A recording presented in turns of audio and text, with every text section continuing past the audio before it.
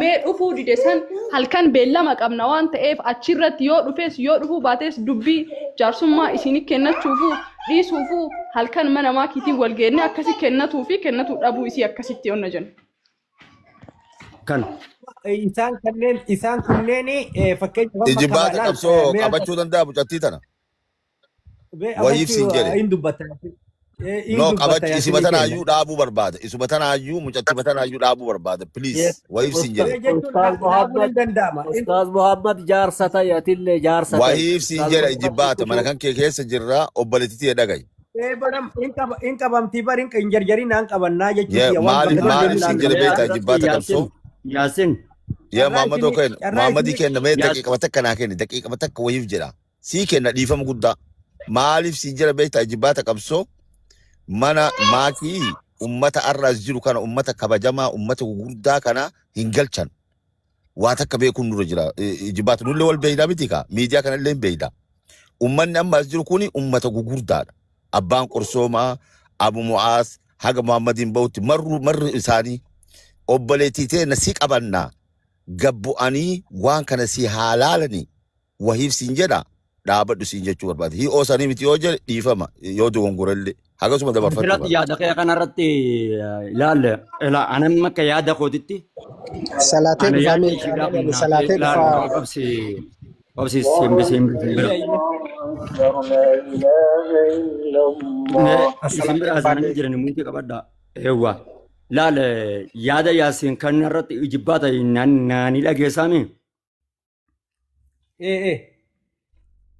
Laal haqa dhugaa jirtu walitti himuunis dirqama. Anarra osoo obboleettiiti yaa taate wallaahi qasaman billaahi harkaanu irraa hin oolu osoo obboleettiiti yaa taateen baanu. Garuu ishiidhaan miidhame ishiidhaatii turaq ishiidha namni miidhame. Erga dila kana mara nama meeqa itti argite obbo Ustaaz Ahmad Bosona Babbaale waan inni haasa'u hin dhageenye hattaa Ustaaz Xaalibuu Falleedhaa miti. Namoota hedduu itti erganii dadhabaniidhaa miti. Sababa isaaniiti miidiyaa irratti fuula uummataa irratti fidatte. Akkuma ishiin sagantaa itti qabatte sanitti haa ta'u ani immoo ni dandan jedhee wallaahi summa wallaahi manguddootana hin amanan. Hin dandayan. Osoo ka dandeenyu Ustaaz Xaalibuu saahibban isaanii faadhaa andaa. Haatinis tana haa banattu. Kanaaf an akka yaada kootitti mana qabatte sanitti achitti haa dhufu miicaan.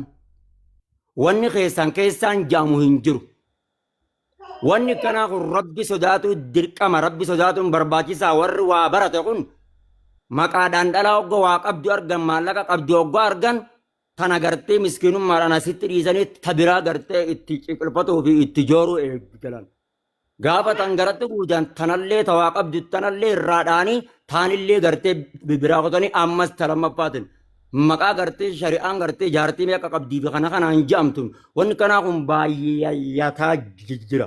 Akka namni hundi waan tan irraa baromsa irraa baratu ganaadha xiqqaa guddaanuu salphatuudhaaf ta'a. Mataa kiyya irraa kaasee kun kana achirratti haa himattu dhiisa. Yaadni kiyya kanaan. Sheekh Muhammad jechuun qaxaroo qabamee isa sana immoo akkaataa ta'utti as keessatti ganaa du'anillee uummatan dubbachuuf fakkeenyaaf mana makiititti yaada ganama kana qabamee ture.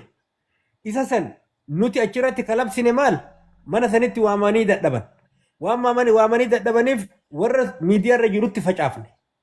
Facaafne sagalee mucattii tanaa taa'amullee qaba haqa qabdi jennee warri tiktok qabatanii jiran. Isa kan amma mana maayikii sanitti seeraan qabatame taa'ee bakkiteen kun ammoo yoo makii keessan itti dubbatanillee hin danda'ama. Garuu har'a warroonni amma asirra jiru ka waan kana qabatan kuni fixuu dubbii wayii rabbitu beeka. Garuu ammoo hagam takka wanni kun waa jira. Anama amma bayaan waan kana ati mistira baay'ee qabda. Wajjin hojjanna jedhee yaadaan. Namoota akka mamma bayaan. Dubartoonni asirra jirtan rakkattoonni guutuun keessan fidadhaa koo taara koo teessan taseera taaqa qabdu tadara qabdu hin barbaanne. Laal wal gargaaraa jechuudha. Garri isin ittiin nyaatamaa jirtan karaa baay'eedha. Karaa haqqummaatti garaallee ni laaftan mallaqallee namni isin caala wallee gargaaru hin jiru. namnummaan sheekotiitii na cana cana dhiira caala gargaaree bira dhaabbatu kan rakkates kan dhukkubees yoo isaan dhukkubsataa wayii fidanii gad dhufan har'aas waan dhukkubsataa tokko fidee gad dhufee na bira dhufan.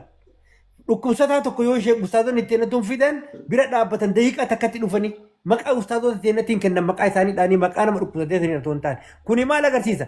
Jaalala diinii dubartoonni qabdu agarsiisa jira. Isaan kanallee garaa jabeessanii miidhanii har'a sadarkaa kana geennee jira. Kanaaf wanni godhamu maal amma mucattiin mee atamma makii fakkeenya fi keessan itti dubbachuu danda'ama yoo warroonni kun dubbii tana fudhatanii deeman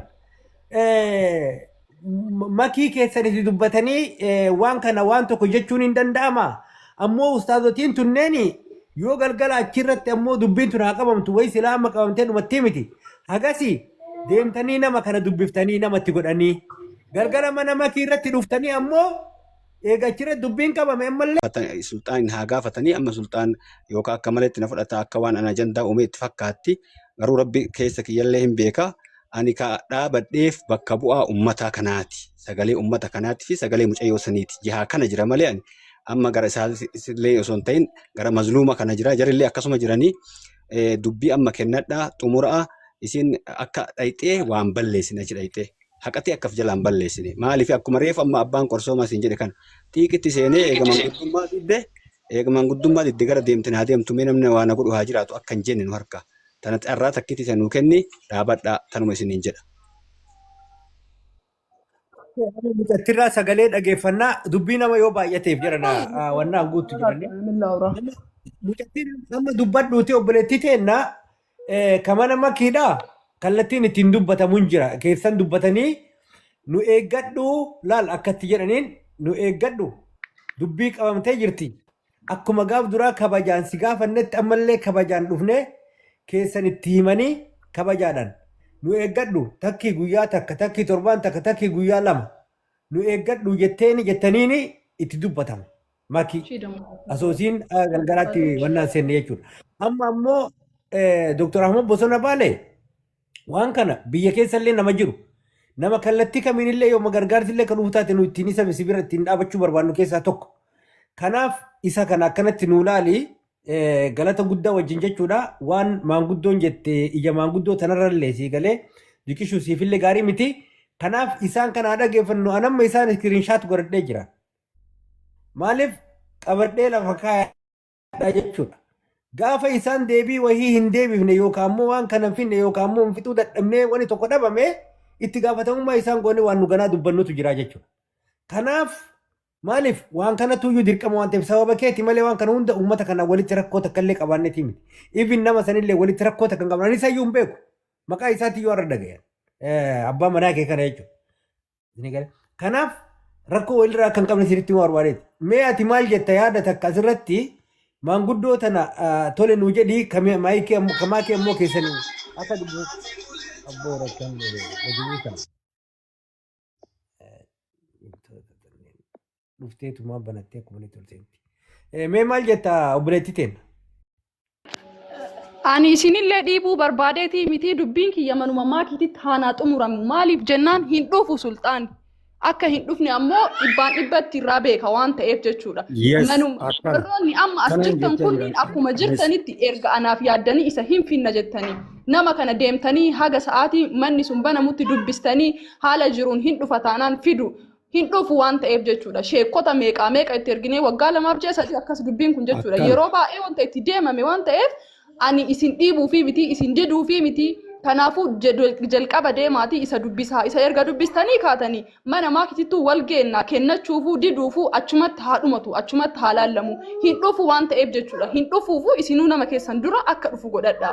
Akkana amala sheekotii wal beeyna waan ta'eef nani tole hin jedhin jaanii baran sheekotii birarra durii biratti Raajiin ta'in akkana taatire. wanni dhimmi yaadaa Wallahi Muhammad Mali Malta isi mucaan Malta Muhammad Mali gisee hundaa amala walii wal beeyna Abu Musaaq amala walii wal beeyna nuti namni sheekaa maatuma miyyoo dadhabamee jiran jenne saayibanii isaa ustaaxaalii duukaadhaan dadhabamee jiran jenne ijibbaata qabsoo waan nu gootu Waango Abu Musaaq Gizee tokko Bakka Dr. Ahmad waan jechuu barbaade. keessaa Dhiifama gala wajjin. bakka eega abbaan nutti hin kennatin dubbii akkam goonare keessaa gala Ejibbaata qabsoo kunoo nuti Hagan. iskiriinshuutii nu gootellee Abboo waan isin jedhe ijoolleetu nu didee abuu nu musaa waraabbadhaa. jibbaata ifaajee ganamarraa gana hagammaa ijeffaa jirru haqa isii barbaaddu fiimi dubbii tiyyeessin ittiin kennadhu eeganuun jedhani waan goonu takka hin qabnu nagayatti Ijoolleen nu didee akkas. Salaamu alaikum warahmatullah. Waalaikum salaam warahmatullah. Assalamualaikum. Musika akkanadha. Muuziqaan maali jedhan ol dubbisan? Yaada muuziqaa si bira cufuu. Itiin nuti jiru ol galcha jedha baran. Nama dhugaa dubbannee Ustaaz Maamad Bayaan ati waan kana maaliif jette mee Ustaaz Maamad Bayaan mee dubbadhu. Laal obboleessa kiyya dhiifama ani irra qaqqaba sin beeku irra dibaadha sin beeku. Yoo dibbiin isinii galte laal milyoon ani amala walillee inis wal beeyna nuti warri sheekota kunis wal beeyna. In dhokannaa wal jalaa bannaa buloo qulleedha wal goona. Ageeffa innaawaa hatta amma zabana kanatti obboleeyyanitti maa hin himatanii jeetaa miti. Akka dursan seetanii obboleeyyan boo abooti intala namaa fuutee maaliif akkas goota? Maaliif akkas goota? Yoo ati obboleessa kun itti guuttee ulfeessitee namni dhufee qarshii takka jaartee obboleessi teetii tanaa kennuuf hin jiru. Tana naa katabe. Namni zabana ammaa kana keessatti hin baanu. Jaartiin obboleessa kiyyaa maalitti jijjiirti jee namni dhufee gartee siyaayyee jiru hin jiru jechuu barbaadeetu. Walumaa jalatti milyoon erga gartee dubbiin ishiidhaa sheekotaanii fi hiriyoota isaanii maal ustaad xaalibiin kun isiniif hin ga'u waggaa lama guutuu nama hundatti himadheetan dadhabee akkanaan immoo namni gaafa miidiyaa kanatti hawaasa duratti himatan hoggasanii dhufaa funya qurquritti akkanatti dhufa. Gama immoo harka lafaatiin jala deemnaa waaqa jettan taatan ammallee miyyoo dhugaa ishii baasuu fi hin andeessan waan ta'eef. Kanaaf miyyoon achumatti haa himattu dhiisaadhaas hin jechuu barbaadeetu. Hin dandeessa waan ta'eef. Yaa Dr. Ahmad Ginii isin akka wal beeytaniitti fakkeenyaa fi warroonni wannaadhaa isin wal beeytanii atammoo beekumsa sanarra dhaabbattee waan baay'ee waan laaltee irra dhaabbattee dubbattee qabda jedhee yaadaanii. Namni wal beeku ammoo yeroo baay'ee waan irratti wal beeku san dubbata. Akkanatti fakkaatutti wanni mucattii tanaaf si dhukkubsee si dubbisaa jirullee kanuma jedhee yaada. Yaada keetiif galatoomi. Jibbaata wanni dubbatame martuu bar sirri maayin Maamad Bayaanillee wanni jedhu sirri ma jedhiga. Garuu ammoo dubbii tolchuudhaaf amma boodallee akka jaarsonni dubbii asirraa hin galchine rakkoo jiru akka argitee akka har'aa kan argite. Okay. Obboleettii tante yoo nan fuudhee itti ruuqee ilmoo garatti guutee jalaa isinitti qajeelchee masruufa galgalaa fi ganama ati obsigaa ati galgalaa ganama masruufa itti kennuu ni dandeessa yoo nan obboleettii tante ulfeessee gara maatii teessanii fide. Hin danda'u baran dubbina irraa fuudhin ni barate. Wal beeynagaa isin wal beeynagaa hangam takka akka obboleettiin teenya jaartiin namaa mana keenya dhuftee nurra teessu. Obsigaa hangam takka obboleettiin teenya laalgaa dhageeffa dhugaa hangam takka akka obboleettiin teenyaa tan heerimtee namni biraa takka ilmi mucaan namaa fuudhee manatti nu deebisu kana ogga ishiin nurra teessu nutu cinqamnee hiifannu kana maal yaadu baree kun isinin dhukkubsu yaa obboleessu. Ayyee carraa takka bichaa naa kenna daqiiqaa lama bichaa dubbata. Ani fiixadha jibbaata bee tan jira. Hin bahin jibbaata laal laal. Mubaa kenna. Maamad Bayaan hin bahin mee mubaa fachu piliis. Mubaa kenna dubbattaa yoo wachi baramma waan barbaannutu kaardhaa osoo hin ta'in mubaa daqiiqaa takka fachu kaardhaatiifuu qofaa miti. Muhammad balleesseedhaan jiru bara. Kan jechuun isaa miti anatu Maamad Bayaantu bayuu fi waan tokko isaan dubbachuu barbaade. Waan hardhaa qofa osoo hin taane jechuun waan hardhaati miti. Waan borii. Maamad Bayaan mee maayikii silkii yoo si dawwalaa jiraatanii as deebi Maamad Bayaan. Ustaad Maamad Bayaan as deebi. Ustaad Maamad Bayaan as deebi. Agee inni deebi'u dubbadhu muba. Ambaruu wanni an jedhe maal jibbaata. wanni maamma Beekan bayaan jira jedhu illee sirrii ma maal jedhi ka jettamme? sheekonni illee waa takka nama dhageettu sun sirrii ma jedhu Hawaasitti dubbadhaatii naa oobsi haa mubaan fixatu hawaasitti dubbachuu barbaada galatu. jechi maamma bayaan jedhu kun sirrii ma sheekonni illee haadhuma namarraa fuutee dubbii anama wanni ganna buusan malee sheekota sila warra dubbii namarraa fuudhu fidee fi as ta'ee dubbii kana jedhu san illee waa takka jechuun ni barbaade macarashaa ganna buusan malee garuu jechi ni jedhallee sirrii ma osoo ta'u wanni an jedhe akka sheekonnii fi namni gurguddaaleen amma booda dubbiin akkanaa wayita ay baate dhufee maaree dubbiin itti as kennaa hin jenne maaliifi macarashaa dhaabbata ittiin goone waan kana sirraa fudhanii har'a yoo deemanii bakka itti godhuu baatanii sitti as deebi'an taate amma boodaafuu dubbiin tuni argitee siifuu yoo warra waan akkanaatiin as bu'uuf xuruu taati nam takkattuu hin kennamtu asirraa dubbatamtee asumarra dhumatamti maaliif sheekota sana itti diddaniidha malee anka jedhe sheekonni martuu akka inni jedhe san nama dhageettu kan hima beeka garuu ammoo carraa dhumaa kennanii fi yoo jarri dubbii guyyaa lama sadii keessatti namaa deebisuu baatte amma booda sirnuma kana iyyuu ega miidiyaa kanarra dhufe wanni baasanii manguddoodhaaf jaarsotaaf yookaan sheekotaaf kennan hin jirtu jechuu barbaadee jira. Tome, Ustaz Mama Bayan, wannan dubbachuu barbaade. Ajibbaata mee amsakkaamee daqiiqama lama wayiin dubbadha. Mee afachuu hin dubbattaa fidee sobsilee. Ustaz Mama Bayan wajjin dubbachuuf yaada qabadhe mee afachuu. Ustaz Mama Bayan dhaga'amaa? Gareedhaan seenii deema addabaa dubbadha ijoolleen qaraa deema. Amma laal asirratti wanna tamma jette kun barsiisa guddaa qaba. Nuti waan kanarratti gadi fageenya dalaguu barbaanna. Akkamitti yoo jette Ustaz Bayan kenna dubartoonni miidhamaa jiran. Dubartoonni kan miidhaman ragaa wayii hin barbaadan wayititee namoota diin qaban kanatti waa kennan, waa itti dhiyaatan, itti heeruman. Maaliif nama rabbi jecha la. Wallaahi dhibbarraa dhibbatti ijoollee lamman akkana walgoota kanarra warra isa wajjin nyaate isa wajjin dhuge isa wajjin zooruun taazzabe. Akka isaan kayriin qabnee fi akka qoma isaanii irra wanni diin jedhamte qoma isaanii irra hin jirre naaf ife jechuudha. Isinii galee. السلام عليكم دقيقة تختارنا كنا osoo waa'ee qoma isaanii irra osoo waa jiraataniiti mucayyoo tana jechuun osoo isiin waggaa lama teessee obsitee waggaa lama jechuun mana haadha eega bahanii mana haadhaaf abbaatitti mana haadha abbaati eega bahanii mana haadhaaf abbaatitti seera malee deebuun hedduu ulfaata ilmoo qabatanii mana haadhaaf abbaatitti deebuun hedduuma ulfaata. Waggaa lama teessee hadha waan itti jabaateen gara miidiyaa kanaatti as dhufte waanuma nama ajaa'ibullee. Mariam dhagaisii qajeelcha mucattiin qabattee osoo hin tahiin